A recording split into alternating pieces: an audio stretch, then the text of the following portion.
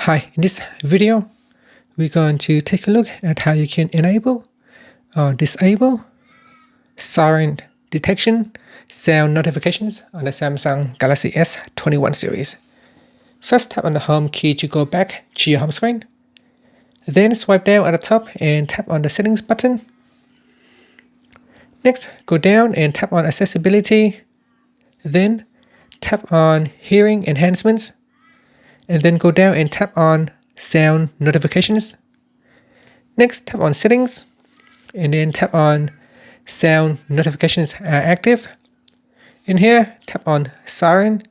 So tap on the switch to turn it on or off. You can also tap on the left hand side panel. In here, you can choose how the notifications will show on the screen, such as alert or silent, show as pop-up, what sound is going to play, and whether your phone will vibrate or not. And that's it. Finally, you can tap on the home key to go back to your home screen. Thank you for watching this video. Please subscribe to my channel for more videos.